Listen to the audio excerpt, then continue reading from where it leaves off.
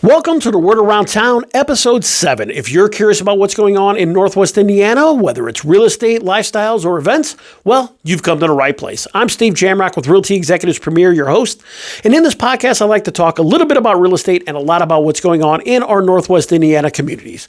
But in this week's episode, I'm actually going to lean in a little bit more on real estate because there's a lot going on in our industry right now. We have some major moves happening with some of the large real estate players. I want to dive into those. And we'll see if those are actually going to be a benefit to the consumer or their shareholders. Real estate fraud continues to get more and more complex. I'll talk about the latest scheme going around and how you can protect yourself. There's a new government requirement that will go into effect next year. It will affect additional disclosures for those of you who purchase properties as a corporate entity. Landlords, our multiple listing service, is giving us a new tool that is going to help us help you better market homes you have for rent. I can't wait to tell you about that. Property tax referendums. We have 2 referendums that are scheduled for a special election here in November. I'll dive into those and give you my 2 cents on them. Not much news in the Northwest Indiana development, new construction, business world right now. So instead, I'm going to switch gears and talk a little high school football this week. We have sectionals starting on Friday, highlight some of the matches and see, is there anybody out there that can really stop what Crown Point is doing right now? Plus all the fun events and happenings this weekend throughout all of Northwest Indiana. But first, thank you again to everybody who continues to support this podcast and help me grow it. I greatly appreciate all of you. If this is your first time here, thanks for watching. If you could do me a favor and please take a second, reach down there, hit that subscribe button for me so you can get notified when I put these out. I'd greatly appreciate you. And also, if you like what you hear, give it a thumbs up, please. Share this with anybody you know out there who also might find this interesting. And of course, any questions, suggestions, leave them in the comment box below. I will get back to you. So, all right, let's sit back, relax, and let me tell you what's going on in real estate and Northwest Indiana. So we're going to start off with some major moves happening with some big players in the real estate world. There's some collaborations, mergers, buyouts that are happening, and I want to talk to you about them because, again, at the end of the day, I'm not sure that this is really going to be a benefit to consumers as much as it's going to benefit their shareholders. But we'll discuss those and kind of let you form your own opinion here because again, these are some big moves. But I think the main thing I want you to take away from this discussion is that you have options. You will always have options in a real estate transaction. So as some of these big players in the real estate world try to continue to move things to the real estate transaction to one point, you're never going to be required to have to, or I should say be forced to use a certain person or service in real estate. You'll always have options. So please keep that in mind as we move forward here. All right, with that said, I'm going to start off with Zillow because Zillow's been in the news a lot lately. And they are actually collaborating with ChatGPT to integrate the Zillow app into ChatGPT. Now, before we get too deep into here, full disclosure, I'm not a techie. I know just enough to kind of get by here. So if I use some verbiage that is incorrect, please don't roast me. But ChatGPT actually approached Zillow. ChatGPT's goal is to become its own. Goodness, I forgot the word already. I'm sorry. ChatGPT wants to become its own operating system. There we go. So they want to have apps within ChatGPT that will open when you need it. So, for example, if you were searching online on ChatGPT and you prompted it or told it to show you 3-bedroom homes with 1 bathroom up to $300,000 in Crown Point, ChatGPT will now kind of direct you to Zillow. It might ask you, hey, would you like to show me those in the Zillow app? Or it might populate the Zillow app right away. Not sure exactly how that's going to happen, but one way or another, it's going to push you towards the Zillow app. I know they are also doing this with other businesses as well. I thought I heard them discuss, I think, either Trulia or Expedia. I'm sorry, not Trulia, Travelocity. Yeah, Expedia, some of the travel apps that they're looking in. They're probably going with the airline apps as well. So again, ChatGPT's goal to be that operating system with apps that pop in there. So they want to be your one-stop shop there. Now, a lot of you out there are probably sitting there saying, wow, that is really cool. Or there might be some of you out there that are saying, well, odd. What's so hard about just getting on my phone and scrolling? Well, again, AI continues to grow. ChatGPT alone in the last month has grown from 700 million users to 800 million users as more and more people gravitate towards ChatGPT and other AI services for their search engines. So again, they're getting ahead of the game. I imagine this will be the way that more and more of the portals go to and integrate with these AI services. So what is the big deal with that? Well, I have two issues that, or I should say two concerns, not really issues, moving forward here. One is for the data, what are their plans for the data that is shared with them? And two, what about the information that you put into when you sign up with Zillow? What are they going to do with that information? So let's start off with the data. First off, hats off to Zillow. They have created a $1 billion business, sharing information that they don't technically own. It's really been amazing what they've done. So again, Zillow gets their information from realtors. So as a realtor, we go out and we solicit home buyers for listings. We market ourselves. We get those listings. We put that information and those listings into the MLS. After we verify all the information, we have some strict rules and regulations that we have to follow when entering properties into our multiple listing service to make sure that that data is accurate and up to date. And then we go ahead and syndicate that out to the secondary sites like Zillow, Realtor.com, etc. Zillow and Realtor.com and all the other portals out there, they also have rules they need to follow as far as syndication goes and maintaining the integrity of that data as well. What becomes interesting to me here, and I'm not a lawyer, so I don't know the entire legalese behind this, but it seems like there is some gray area now that Zillow is taking the data we share with them and are now sharing it to a third party in ChatGPT. And while we have an agreement in place with the first line of portals to protect the integrity of that data, we don't have agreements in line with those AI services. So curious to see how that's going to go and what ChatGPT's plans are for that data. You know, that's valuable information out there. So it's curious to see how they're going to use that data, if they're just going to use it as just a search engine for Zillow or what they're going to do. But that is a concern for me. Also, information. You know, ever since the internet came out, your information has been a goldmine to marketers. So now you're signing into Zillow. Most of the time now we're either signing in through Facebook or Google because it makes our life easier, right? And then that information is collected and sold throughout. And now that information is going into ChatGPT and just another entity that's out there with your information. So while ChatGPT has said they don't even want that information, I find that a little hard to believe considering the value that information has. So that's my two main concerns there. We'll get into the other as we wrap this all up here at the end. The next big move was with the real estate company Compass. They're not in talks. They've already made the deal to acquire Anywhere Brands. So Compass has an agreement in place to acquire Anywhere Brands real estate. You would know a lot of these companies underneath the Anywhere brand umbrella, Century 21, Better Homes and Gardens, Coldwell Banker are some of the major known names that are underneath the Anywhere brand umbrella there. So Compass is acquiring all those brokerages in a major deal. If this deal eventually closes, which they think will be sometime next year, it will make Compass the biggest brokerage by agent count. So what's the purpose behind Compass acquiring all these companies here? So they've been kind of in a one-on-one battle with Zillow here lately. Compass's end game is they want to bring back and create their own private listing network. Zillow is pushing back on that a little bit, saying that, well, if you entered into the property into the MLS, it should be shared with us. And if it's not, then we don't want any of your properties.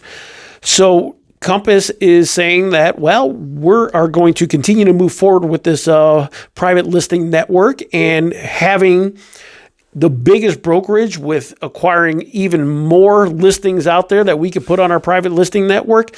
That makes it a little powerful. Both of these companies have extremely deep pockets. It will be curious to see how this plays out. Again, is this good for the consumer? Probably not. I mean, home buyers out there, when you're shopping, you want to see all the homes available.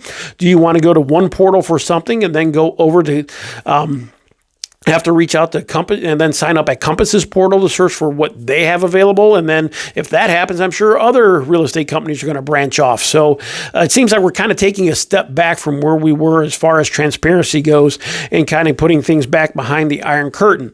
And of course, I can't speak for Compass. But, I think they're doing that to try to show some exclusivity to their listings and also drive more traffic to their portals and to work with their agents. So again, is it good for the consumer overall? I don't believe so, but it'll be very interesting and worth watching how this plays out as it moves forward.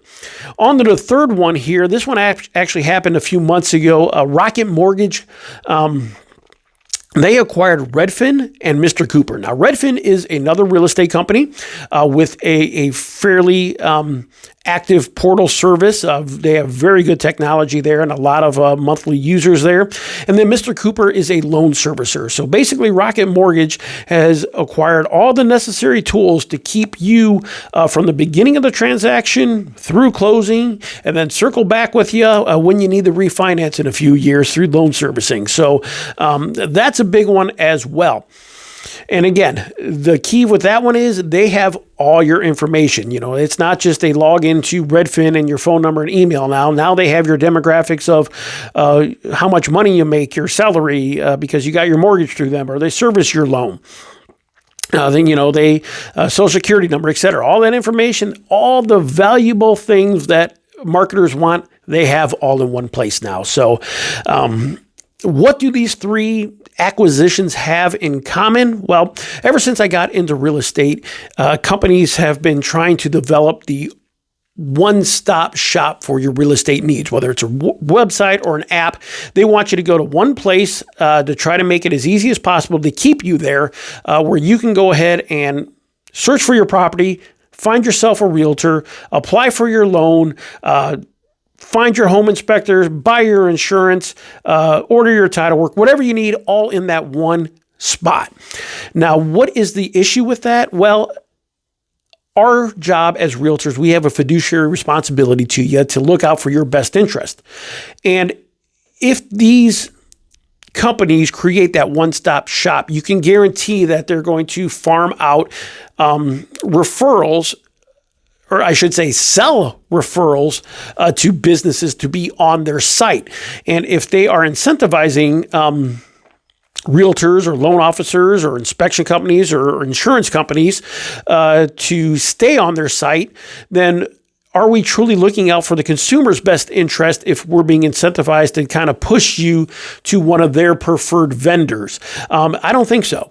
I think that's a problem. When we sit there and say, hey, I'm working with Realtor.com, and I really need you to, here's our preferred lender, go with them.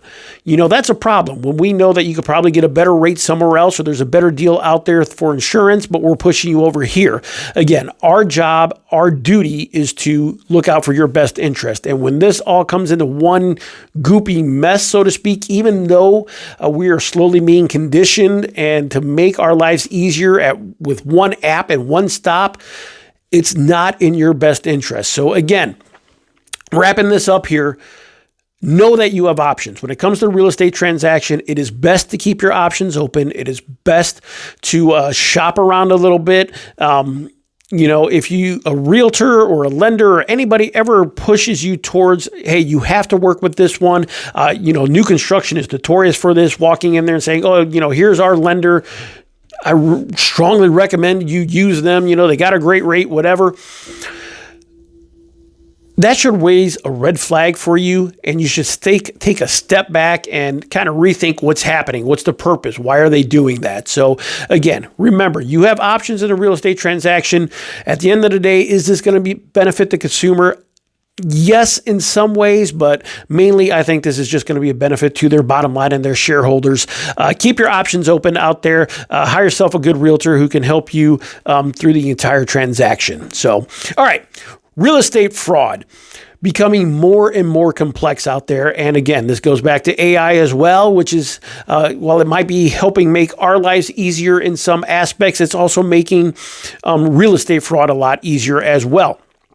And the new scheme out there right now has to deal with vacant land, and especially vacant land that you own in a different state. So, for example, if I lived in South Carolina, let's say, but I had vacant land here in Indiana, these scammers search online records for situations just like that. So they see that, okay, John Smith has a property here in Indiana, but he lives in South Carolina.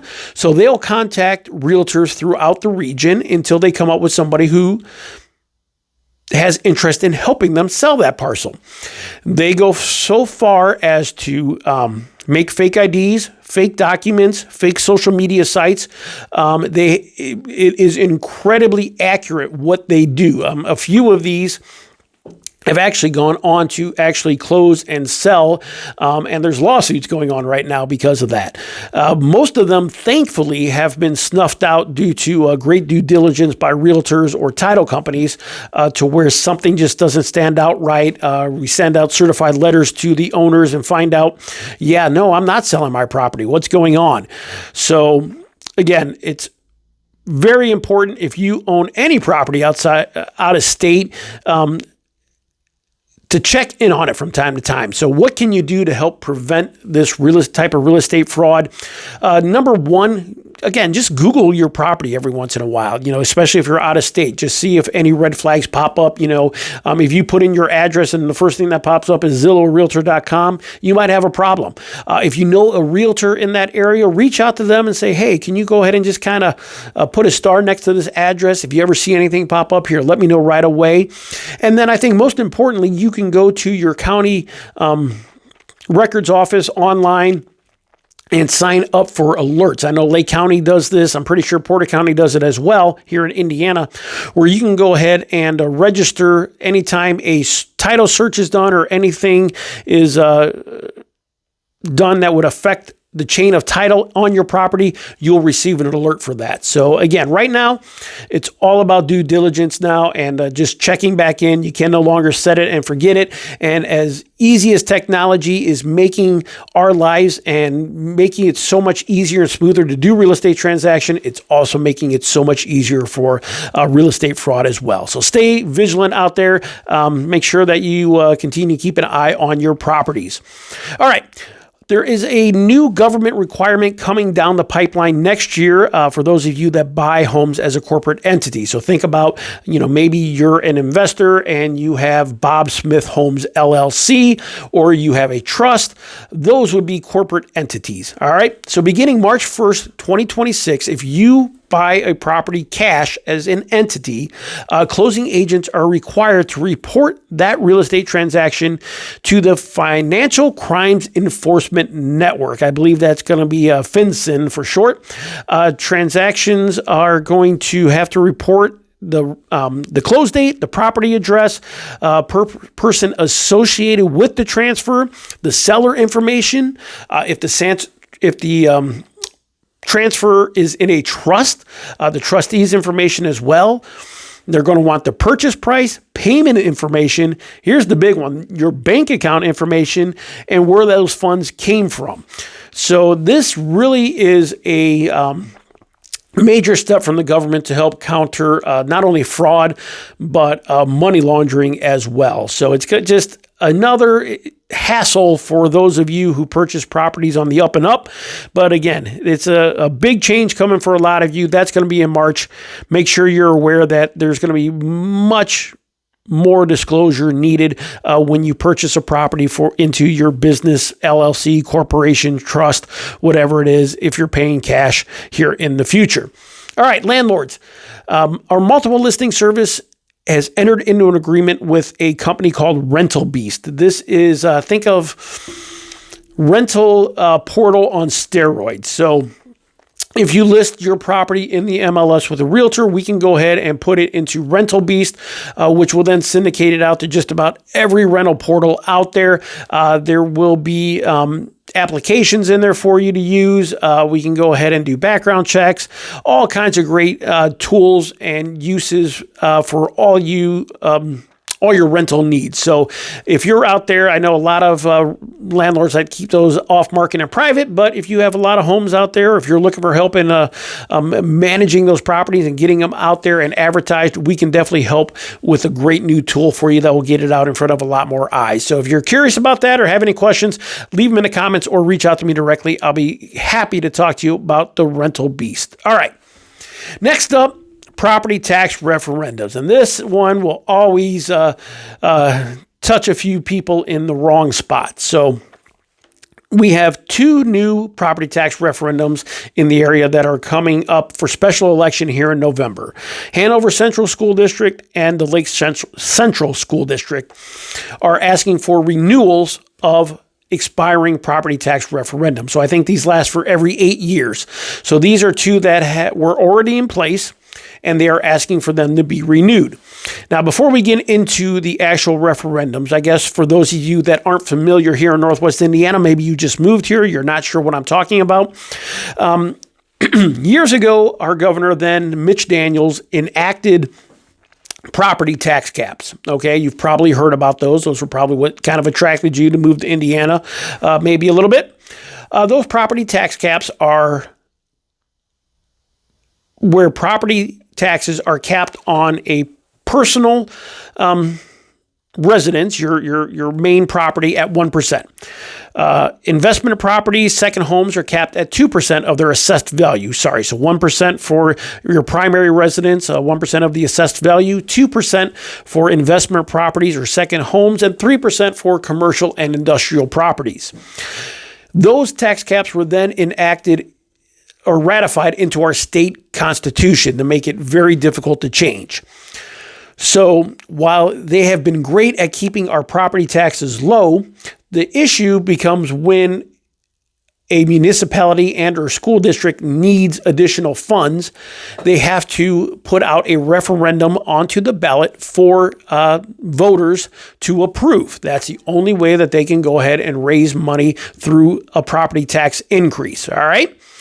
So right now we have two again. This is Hanover Central and Lake Central.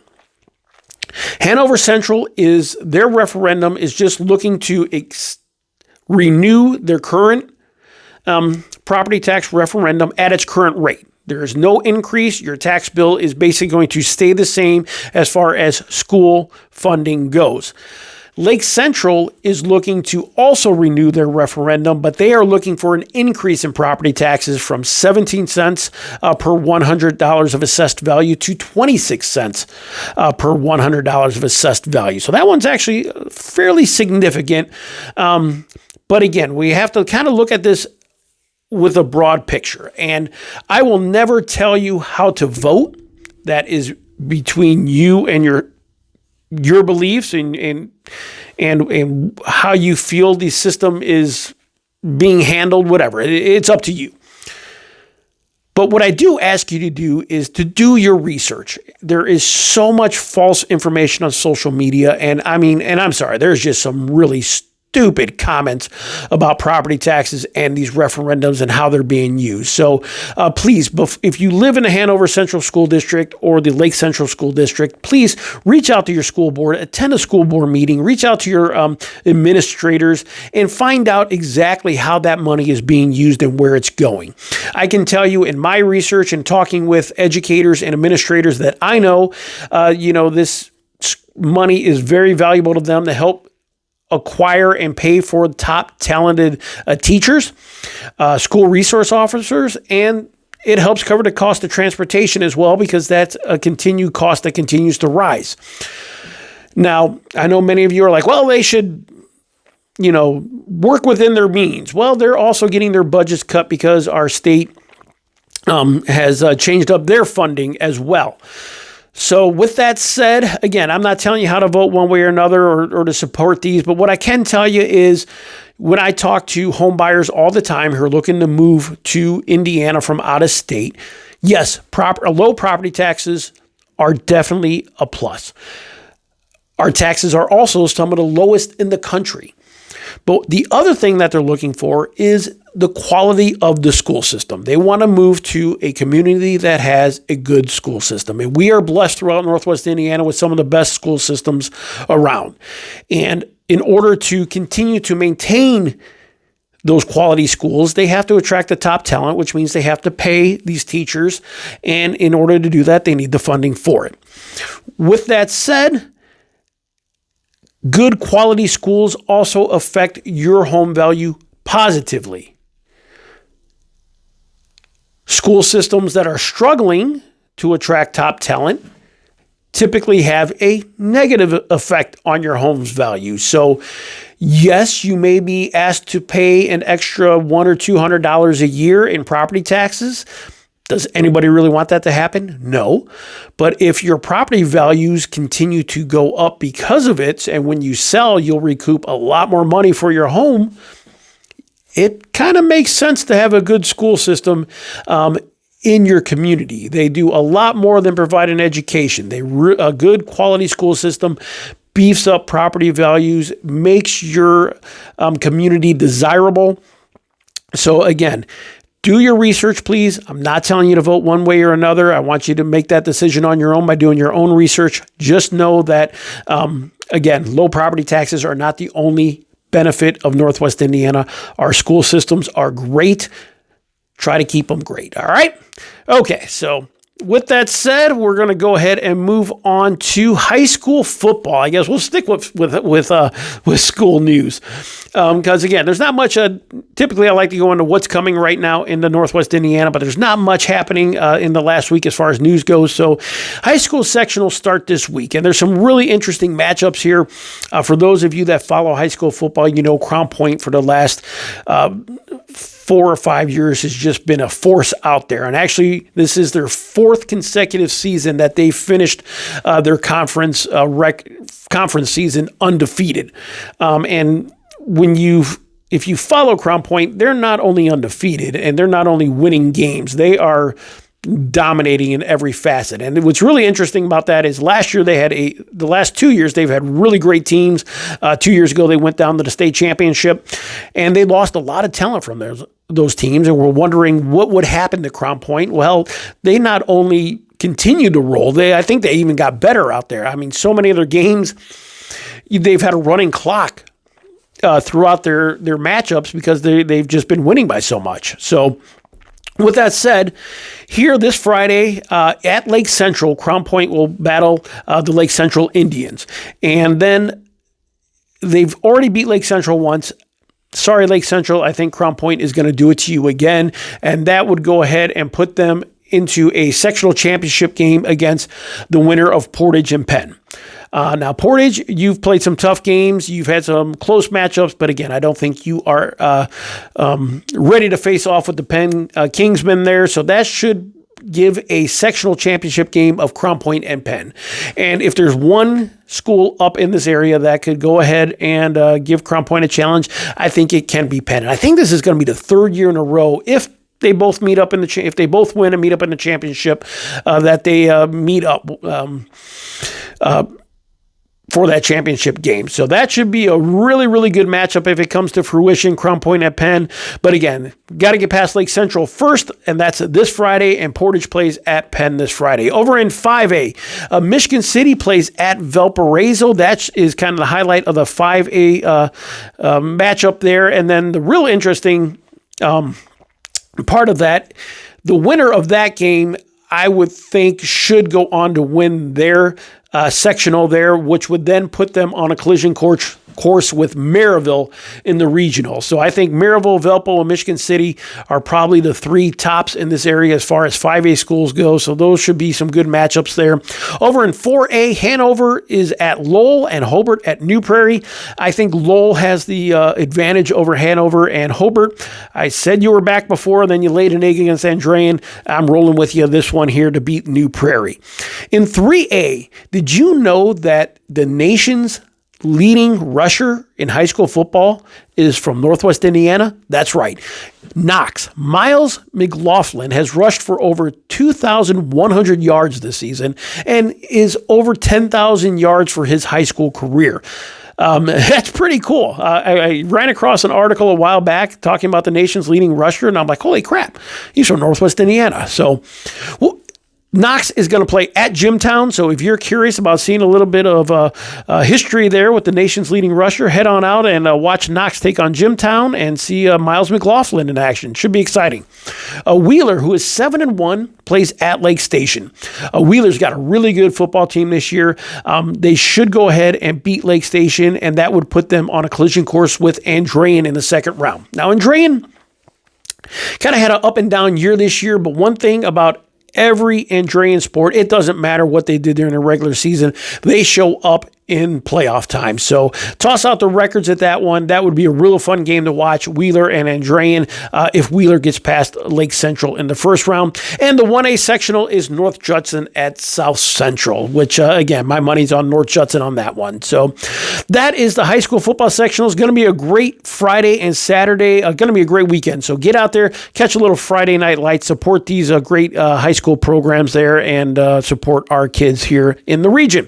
All right, what's going on in far as events? Well, there are a lot of great things happening this weekend throughout Northwest Indiana, starting Friday and Saturday. This is a really cool event that caught my eye in Michigan City at the Barker Mansion.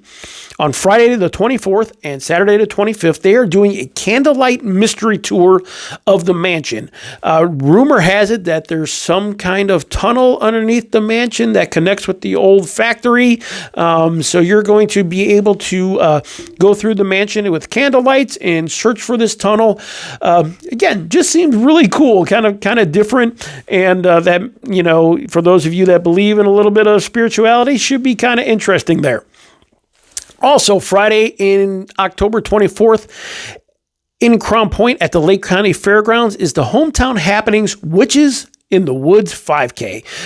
They also pair that with the Hocus Pocus Market, so they have a whole market going on there at the Lake County Fairgrounds, along with the 5K run they do at night. Always a good time. Tim Feely does a great job with Hometown Happenings there and putting on these events.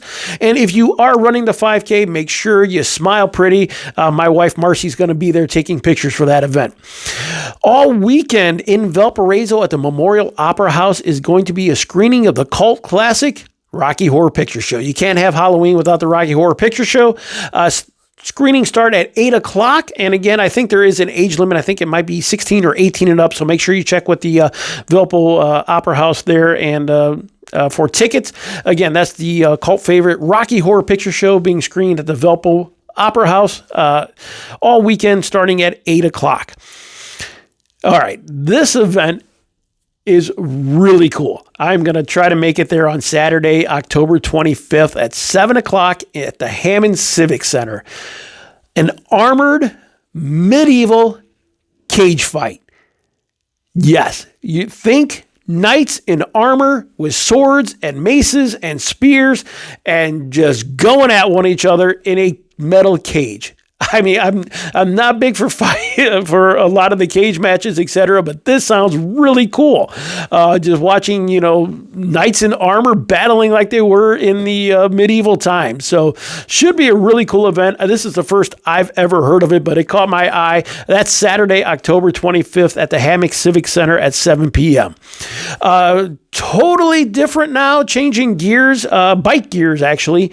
Saturday at 11:30 in Miller is the Bike Miller Beach event. You could bring your own bike. There's also a company there, and I forgot the name, and forgive me, that rents bikes in downtown Miller now, but you can go ahead and starting at 11:30 a.m. in downtown Miller, They're going to go ahead and bike through downtown Miller and along the dunes and beaches there in Miller Beach. So really cool. Again, it's going to be a great weekend. Get out there. Miller is a great community. I think in a future podcast, I'll highlight what's going on in Miller lately. But with the lakeshore, the lakefront, Marquette Park, and the downtown arts districts, they got some great restaurants there. If you've never been to Miller Beach, this is a great way to check it out. Saturday, October 25th, back in Crown Point is going to be the Fall Arts and Crafts Show located at the Sparta Dome. That's within the Crown Point Sportsplex off of North Street. So they do this one. It's an indoor fall crafts. I'm sure they always have great vendors there. It's always a great turnout there. That's 10 to 4 on Saturday at the Sparta Dome in Crown Point. Also on Saturday in Crown Point is the Pumpkin Walk around the square. This is a great event for kids out there. Actually for adults too. If you're walking around to see all the kids dressed up in costumes, as businesses hand out candy and kids bebop around in their costumes to all the businesses around the square in Crown Point. I know here Realty Executives premiere is located on the square. That is my company. I unfortunately have some showings that day, so I will not be here. But I know a couple of our teams here, including James Beecher, is going to be here passing out candy. So stop by Realty Executives premiere for the Pumpkin Walk in Crown Point, and also check out all the other great businesses around our square. It's a great event, draws a lot of people, should be a beautiful Saturday, so come on out to the Pumpkin Walk. And then on Sunday, come back to downtown Crown Point without the kids for the Creepy Pub Crawl. That's from 12 to 6, and that's going to be from all the different restaurants and bars around the square. And once you're feeling really good about yourself, head on over to the old sheriff's house on the square starting at 7 p.m. for a little ghost hunt adventure of the old sheriff's house. Sounds like a really good time. So again, start off with the pub crawl, stay for the ghost tour. So that's what's going on in Northwest Indiana this week. Thanks for watching. Again, any questions, comments, leave them below, and I'll talk to you next week. Thanks for watching, guys.